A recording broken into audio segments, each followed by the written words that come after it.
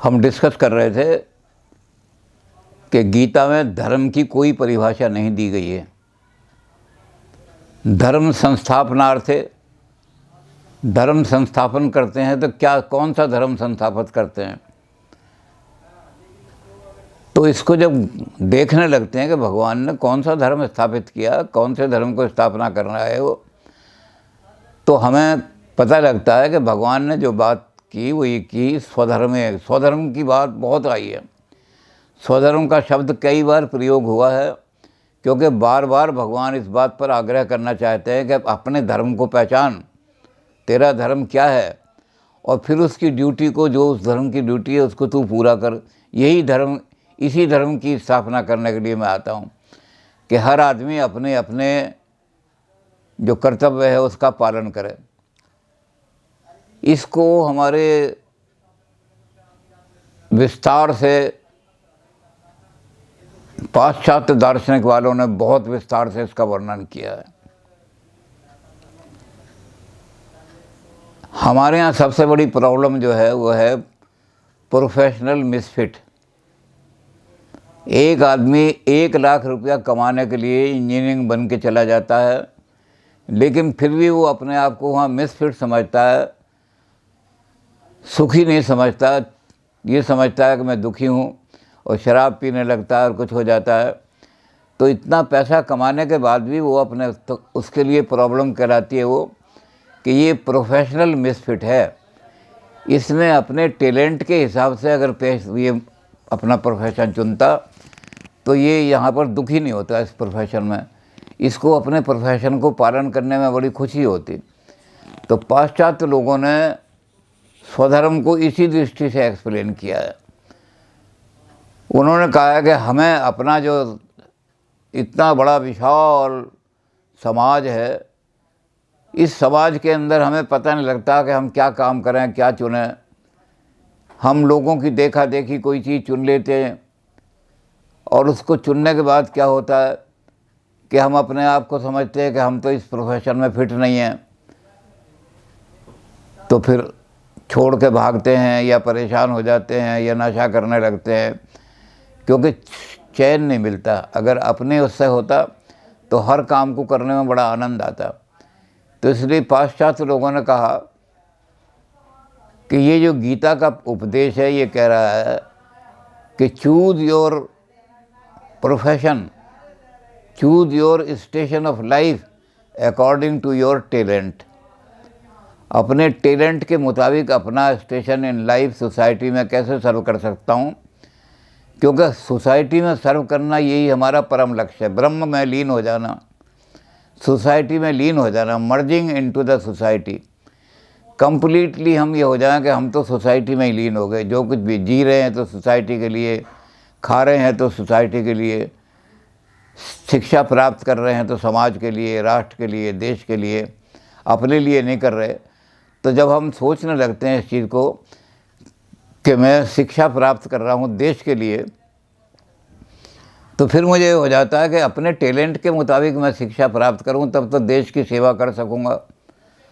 और अपने टैलेंट के मुताबिक मैंने नहीं किया, इधर उधर दूसरों के कहने से कर लिया, तो मैं हमेशा अपने आप को क्रिटिसाइज ही करता रहूँगा, काम नहीं चल रहा मेरा, दुखी हूँ मैं, तो ये हो रहा।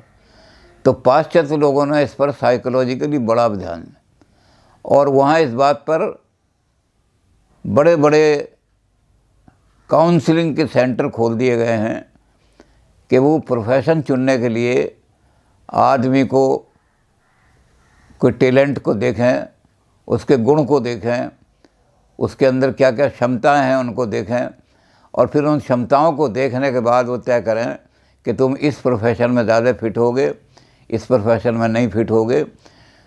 तो ये मिसफिट की जो प्रॉब्लम है, प्रोफेशनल मिसफिट की, ये बिल्कुल ख़त्म हो जाएगी अगर हम स्वधर्मे निधनम श्रेया, अगर हम अपना धर्म ठीक तरह से चुनेंगे। मेरा धर्म क्या है, इसको हमारे लोगों ने इसलिए ज़्यादा आग्रह नहीं किया कि हमारे यहाँ ये चीज़ें जो हैं साधु सन्यासियों के हाथ में चली गई, जिनको साइकोलॉजी का पता नहीं। समाज में कितने लोग मिसफिट हैं प्रोफेशनली, इसका इन लोगों को जो गीता का प्रचार कर रहे हैं उनको पता भी नहीं कि प्रोफेशनल मिसफिट कितने हैं। कितने लोग सुसाइड कर रहे हैं, कितने लोग नशा कर रहे हैं। शराब तो बहुत ही, शराब के होटल और क्लब तो बहुत ज़्यादा चल रहे हैं। ये लोग क्यों जाते हैं? क्योंकि ये परेशान है, मेंटली परेशान है कि हमने गलत प्रोफेशन चुन लिया।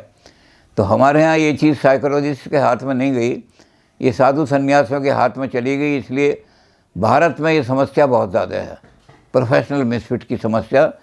जबकि गीता ये कहती है कि अपना प्रोफेशन जो चुनो, इस इतने बड़े समाज का, इतना बड़ा विशाल जो समाज है, कोई देश का समाज नहीं, आप मानव समाज, आपने तो सारे मानव की सेवा करनी है। तो मानव समाज में मैं कहाँ फिट होऊंगा, इसका बड़ा मुश्किल है। कौन सा प्रोफेशन चुनूँ मैं? तो इसलिए उन्होंने कहा कि वो प्रोफेशन चुनो जो आपकी क्षमता और टैलेंट के मुताबिक हो। बड़े बड़े मैगज़ीन और बड़े बड़े जर्नल आज इसी बात पे निकल रहे हैं कि अपना प्रोफेशन किस तरह चुनो ताकि आप अपने प्रोफेशन में मेंटली सक्सेसफुल हो जाओ। तो इस तरह से इन्होंने कहा कि ये इसको एक्सप्लेन किया विदेशी लोगों ने, और वहाँ विदेश में ये समस्या ख़त्म भी हो गई।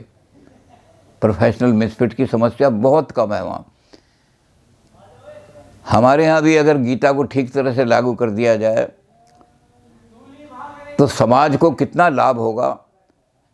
जो आदमी आज मजबूरी में भिंडी बेच रहा है, उसके अंदर ये गुण है कि वो आदमी हवाई जहाज़, मोटर अच्छी चला सकता है। लेकिन हमने उसको मोटर की ट्रेनिंग नहीं दी, वो मंडी में जाकर भिंडी बेचने लगा। तो भिंडी बेचने में भी उसको असली सब्जियों का ठीक पता नहीं, और उधर एक अच्छा ड्राइवर हमने खो दिया समाज में। तो समाज को अंदर हमने क्या करना है कि अपना प्रोफेशन, अपना स्टेशन लाइफ के अंदर जो इसमें ठीक चुन लेता है वो क्षेत्र का ज्ञानी कहलाता है। क्षेत्रज्ञ वही है जो अपने क्षेत्र को ठीक तरह से चुन ले, जो अपने प्रोफेशन को ठीक तरह से चुन ले। तो एक तो इसमें सबसे बड़ी बात हमारे यहाँ ये इस गीता के इस उपदेश की सबसे बड़ी बात ये है कि सोशल रिकन्स्ट्रक्शन आपने अगर करनी है, समाज को अगर इकोनॉमिकली प्रॉस्पेरस बनाना है आपने, और समाज के अंदर जो प्रोफेशन चुनने हैं लोगों ने, उसमें हमारे टैलेंट वेस्ट ना जाएं। हमने लोगों को इतने इंजीनियर खड़े कर दिए, इतनी समाज को ज़रूरत ही नहीं, अब वो सारा वेस्ट जा रहा है टैलेंट। तो गीता का जो उपदेश है ये उन लोगों के हाथ में जाना चाहिए जो विद्वान लोग हैं, तो फिर वो इसको समाज के काम में लाएंगे। और नहीं तो हम इसको कुछ और ढंग से, जी हमारा क्या, अजी मेरा स्वधर्म क्या है, मेरा स्वधर्म तो ये है कि मैं जूते गांठ रहा हूँ तो जूते ही गांठता रहूँ, मैं तालाब पे बैठा हुआ पिंडदान कर रहा हूँ, पिंडदान ही करता रहूँ। तो पता नहीं किस किस तरह से उसको एक्सप्लेन करके हमने मानव टैलेंट को बहुत बर्बाद किया है।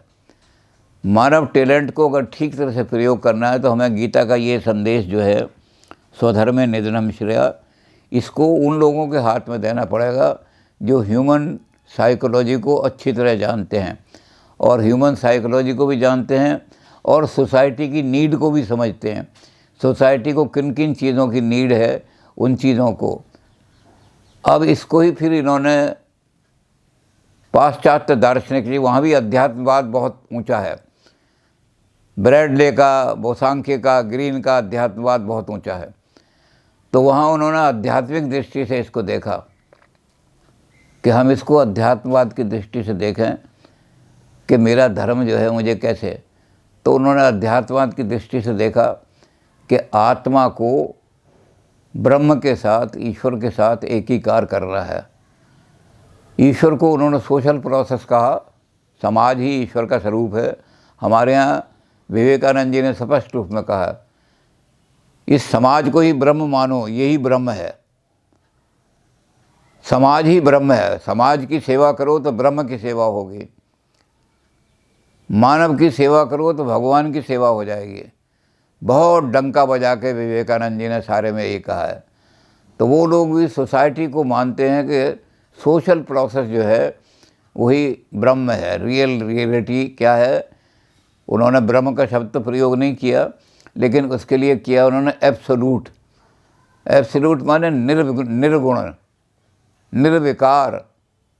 जो है वो क्या है, वो है जो सारे संसार के अंदर व्याप्त है और वो संसार में अपने आप को सोसाइटी के रूप में प्रकट करता है।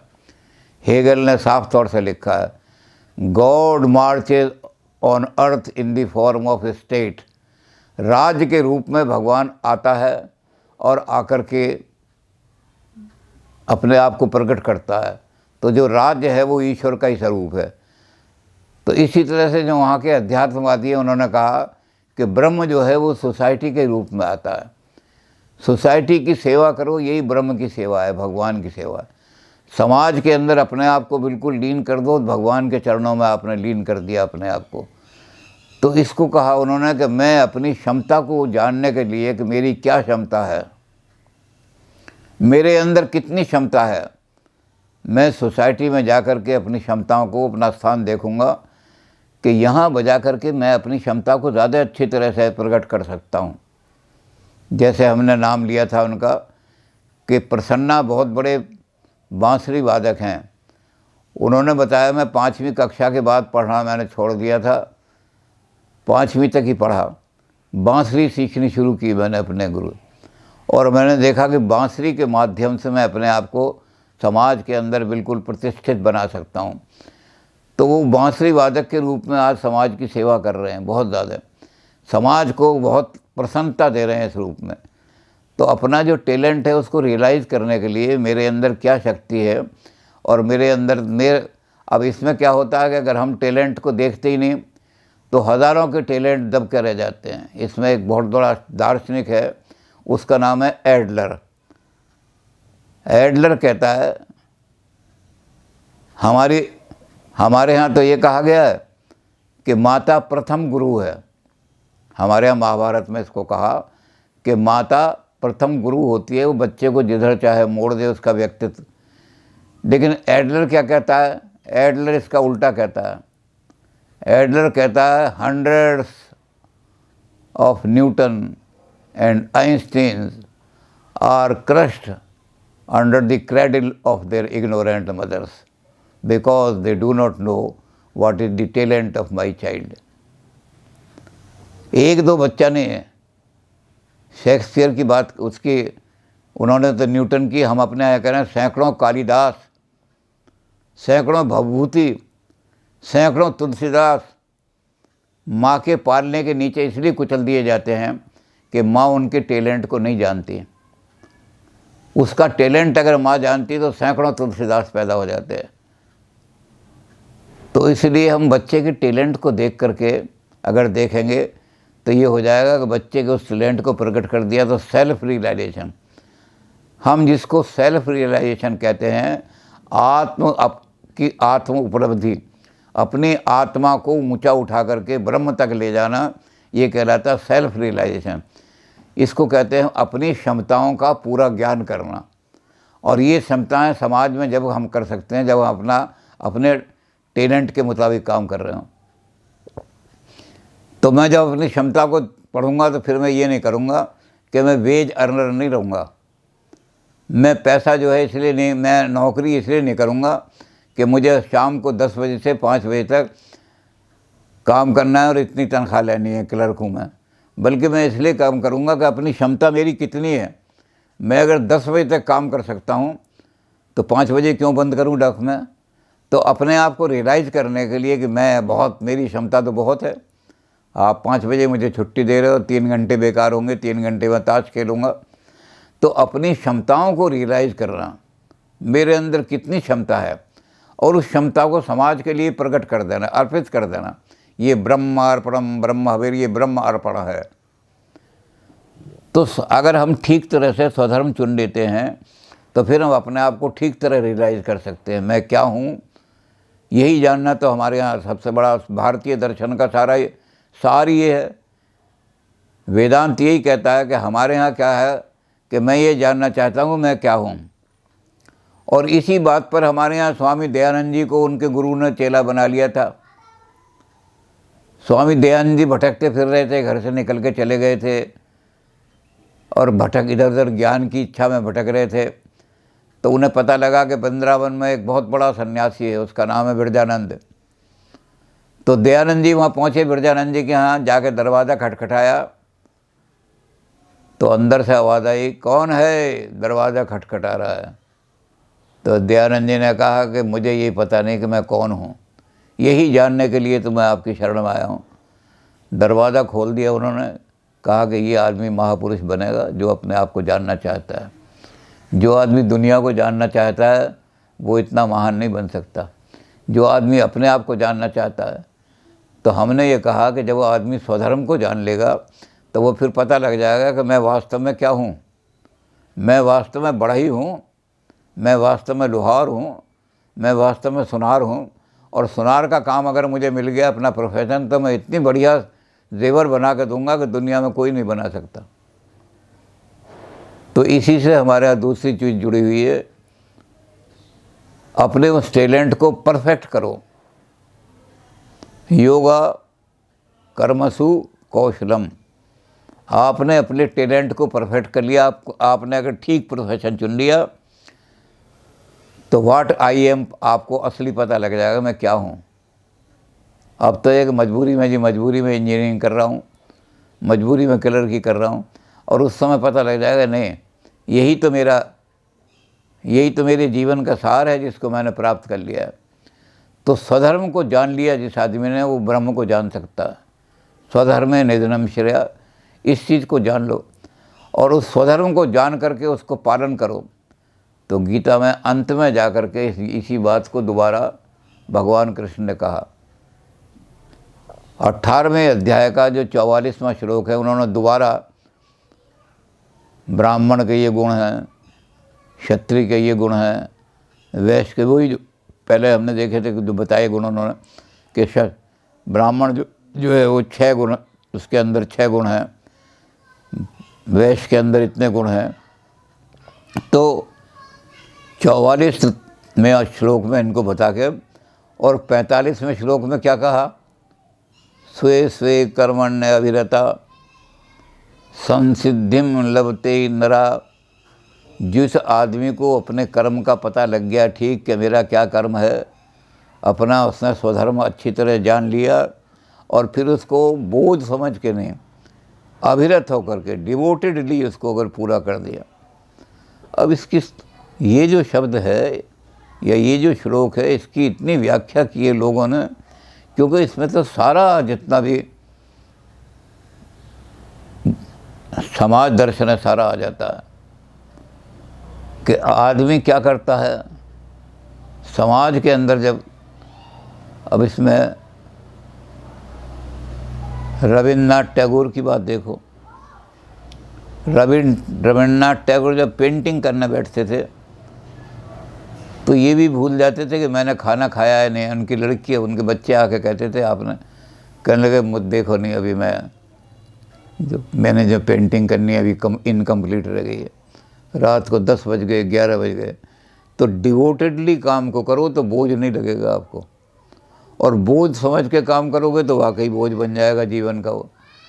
तो जो स्वधर्म चुनो, स्वधर्म को चुन करके उसको परफेक्शन की तरफ ले जाओ, वो परफेक्शन की तरफ ले जाओ। स्वे स्वे कर्मण्य अभिरता। तो बड़े लोग गीता के इकट्ठे हुए, बड़े बड़े आदमी, उसमें एक अभी कल ही उनकी डेथ हुई है, जस्टिस रामा जोयस, 90 साल की उनकी डेथ थी, सुप्रीम कोर्ट के जज थे, और गीता पर उनका बहुत अधिकार था। तो उन्होंने बहुत सारे गीता के विद्वान हिंदुस्तान के बुलाए और एक बहुत बड़ा लोधी रोड में सम्मेलन किया, और उसमें कहा कि गीता का सार निकाल करके पार्लियामेंट में लगा दो।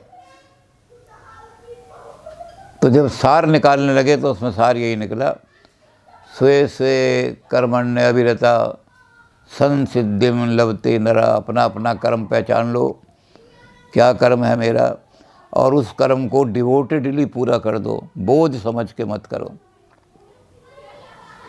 इसके लिए अपने आप बहुत लोग इस श्लोक पर पूरे के पूरे ग्रंथ लिख दिए गए हैं, और नारद भक्ति सूत्र में तो इस चीज़ को कहा गया है कि अगर तू डिवोटेडली, कि मैं जो कुछ भी काम कर रहा हूँ समाज के लिए कर रहा हूँ, और ये समाज ही ब्रह्म है, तो तेरे से कभी गलती नहीं होगी।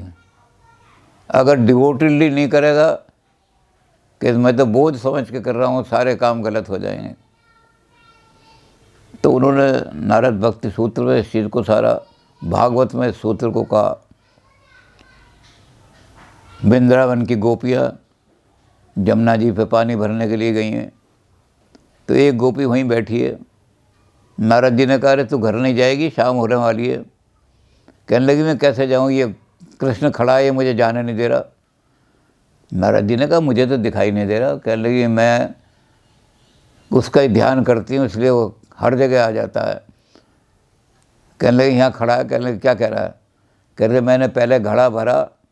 तो कहने लगी, ये घड़ा घर ले जा रही, किसके लिए ले जा रही है? जो घर में जाके मूर्ति रखी है कृष्ण की, उसे नहलाऊंगी। अरे मूर्ख, इसमें इतनी कीचड़ है, गंदी मिट्टी भरी हुई है इस पानी में, और उससे तू कृष्ण को नहलाएगी? शर्म नहीं आएगी तुझे? फेंक दे पानी। इसने मेरी गगरी पलट दी सारी। कहते मैंने फिर दोबारा गगरी भरी, तो ये फिर खड़ा हो गया आकर, ये गगरी किसके लिए ले जा रही है? मैं कृष्ण को नहलाऊंगी। अरे इसमें इतने तिनके हैं, इनसे कृष्ण को नहलाएगी तू? शर्म नहीं आएगी तुझे? गंदगी से कृष्ण को नहलाएगी? कहते इसने फिर मेरी गगरी पलट दी। नारद जी ने पैर पकड़ लिए उसके। धन है गोपी, तू धन है, जो भी काम कर रही है कृष्ण को समर्पित करके, इसलिए तेरे काम में कभी गलती नहीं हो सकती।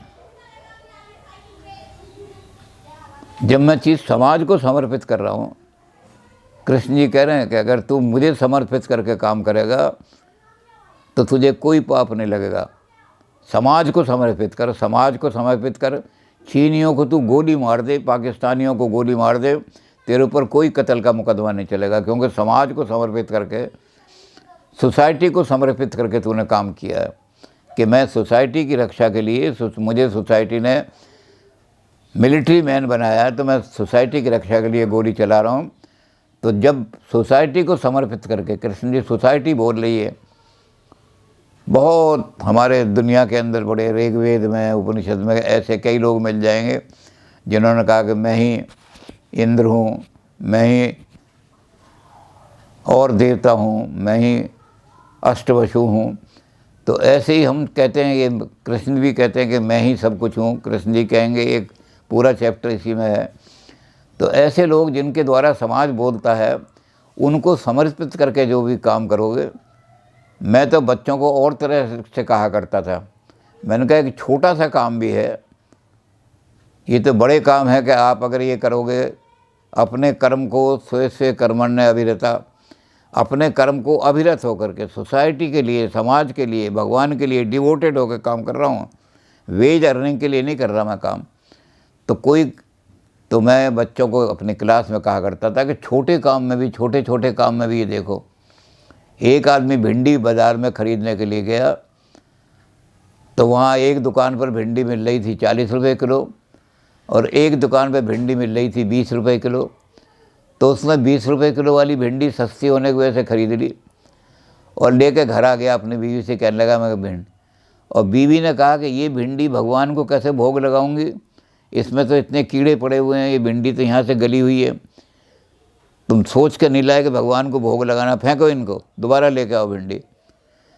तो मैं बच्चों को कहता था अपने क्लास में कि जब आप ये सोच करके काम करोगे कि मैं भगवान के लिए काम कर रहा हूँ, तो आपकी भिंडी भी खराब नहीं आएंगी, घर के अंदर कोई काम गलत नहीं होगा।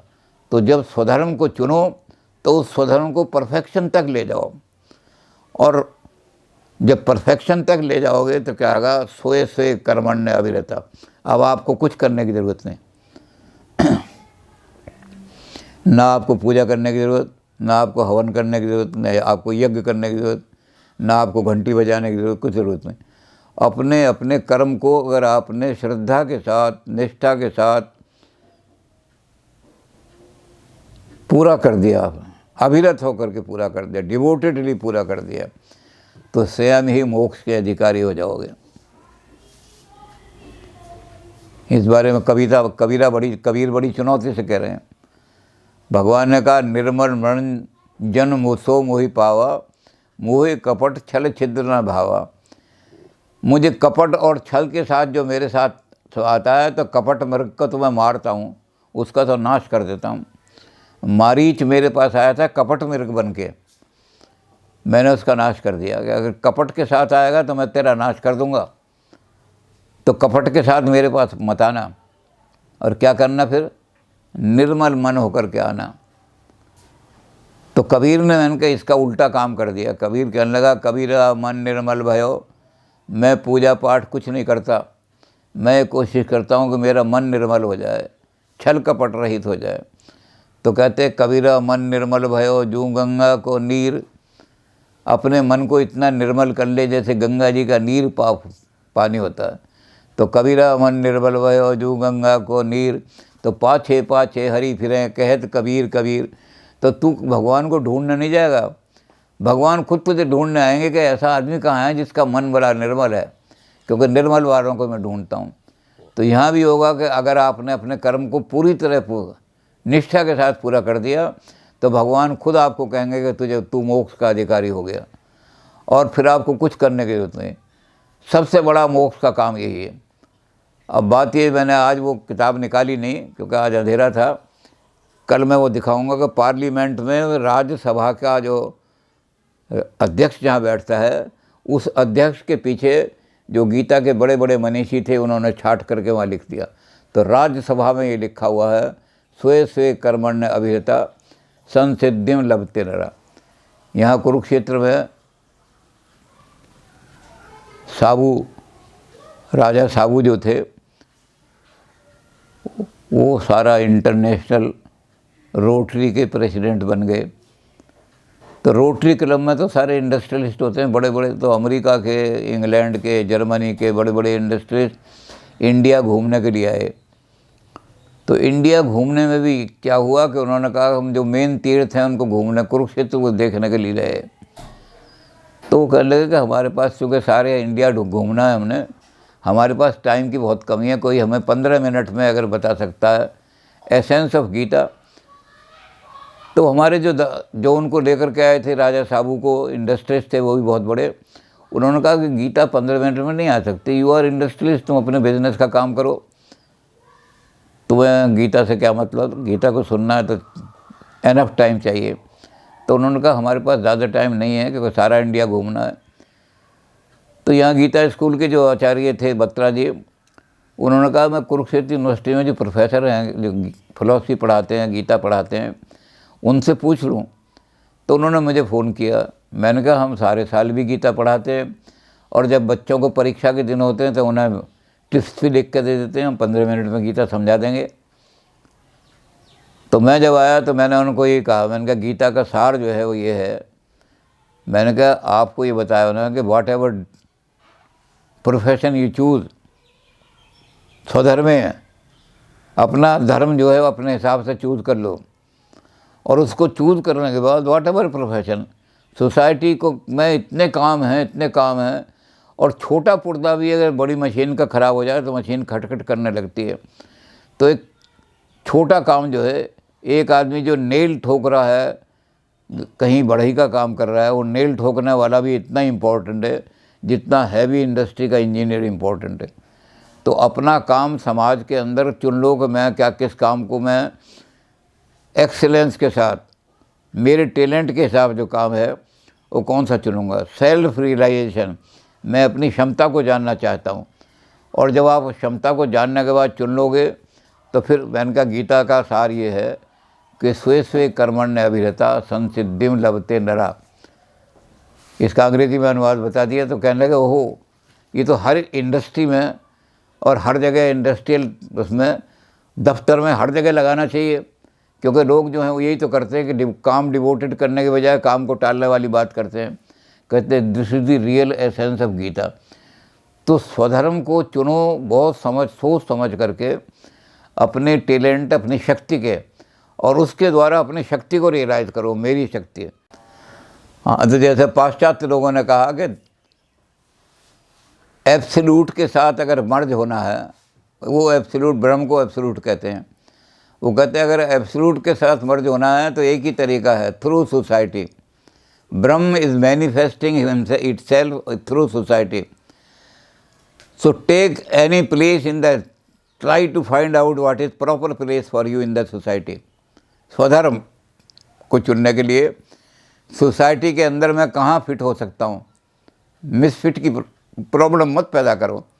अपने टैलेंट के हिसाब से, अपने एप्टीट्यूड के हिसाब से आप अपना प्रोफेशन चुनो और उस प्रोफेशन में परफेक्शन प्राप्त करने के बाद अपने कर्म को अभिरत होकर के पूरा कर दो, डिवोटेडली उसको पूरा करो।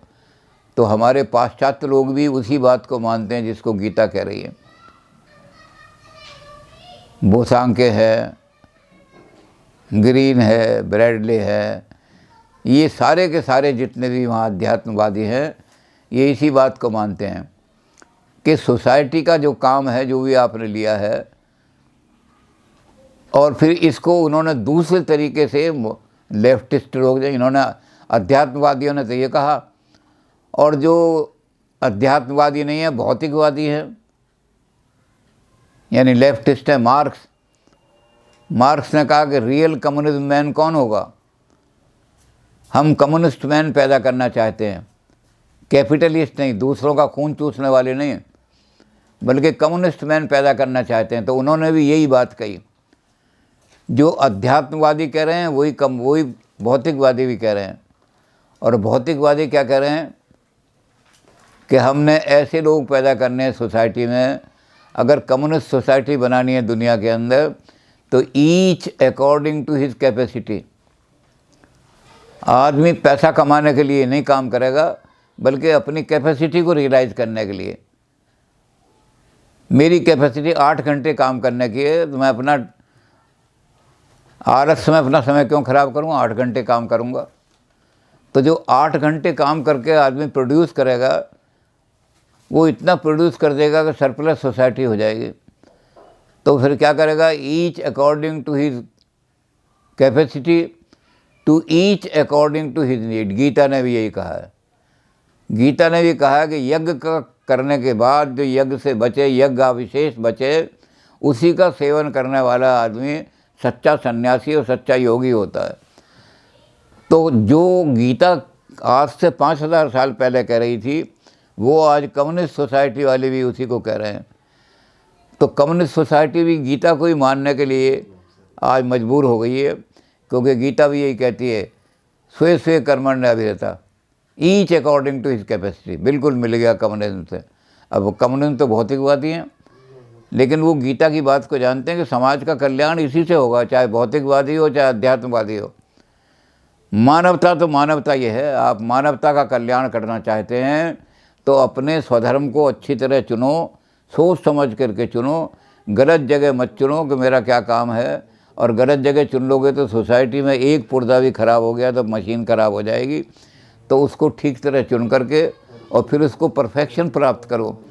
और जब परफेक्शन प्राप्त करोगे तो क्या होगा कि अपनी नीड के मुताबिक, गीता कहती है सच्चा सन्यासी कौन है, सच्चा योगी कौन है, वो आदमी है जो सोसाइटी से क्या करता है, यज्ञ के अवशेष, पहले यज्ञ करेगा, यज्ञ के बाद जो बचेगा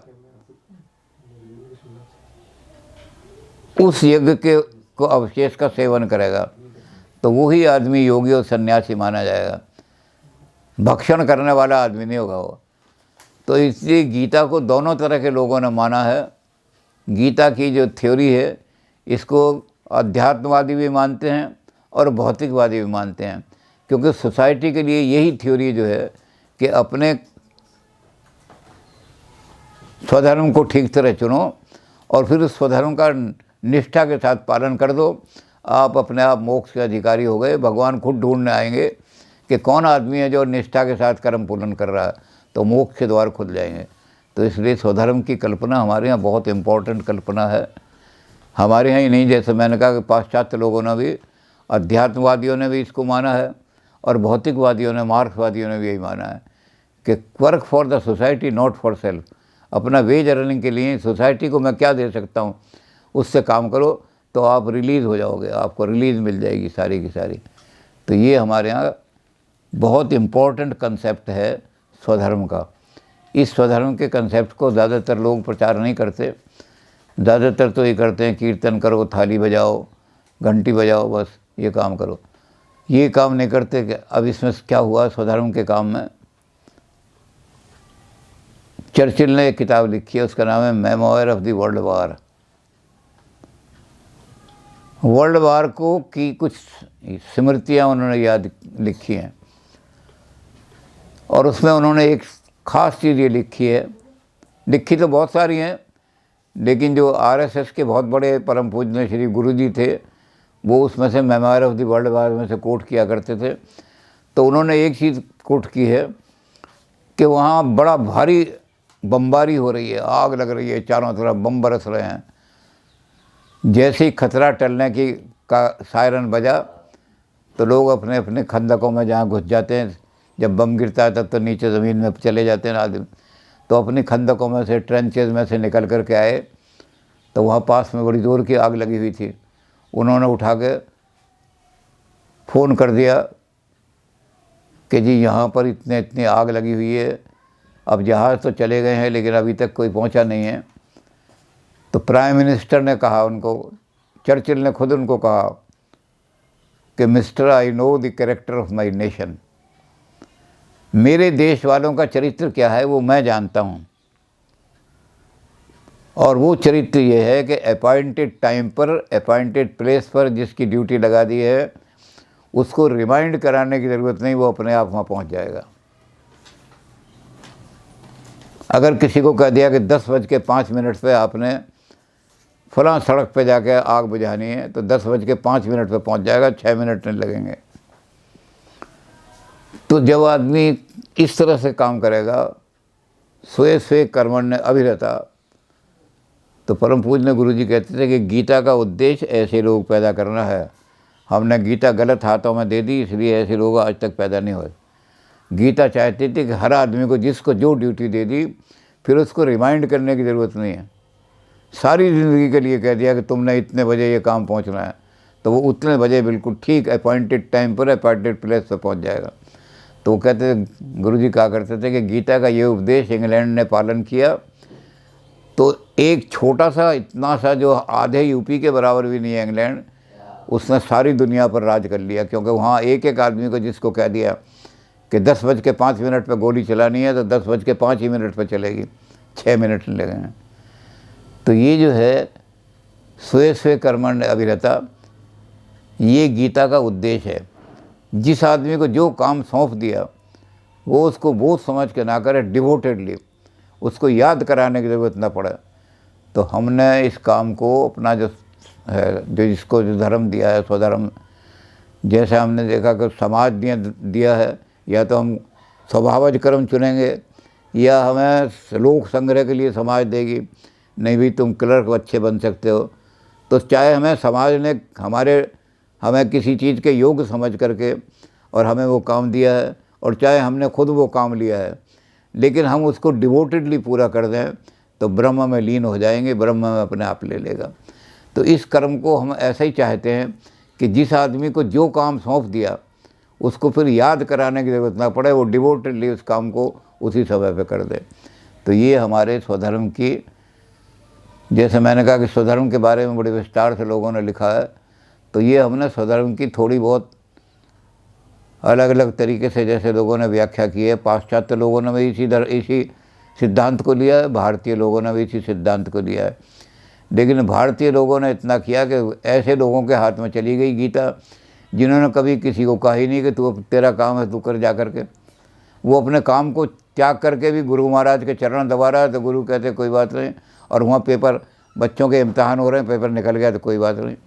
अगर वो ये कहते कि नहीं, तुझे जो काम सोसाइटी ने सौंपा है उसको बिल्कुल याद कराने के लिए इतने बजे वहाँ पहुँचना है, तो देश का कल्याण, जैसे इंग्लैंड और ये इंग्लैंड, इन्होंने सब ने गीता की बात मानी, या मार्क्सवादियों ने, भौतिकवादियों ने भी गीता की बात मानी, तो वो सारे देश संपन्न हो गए।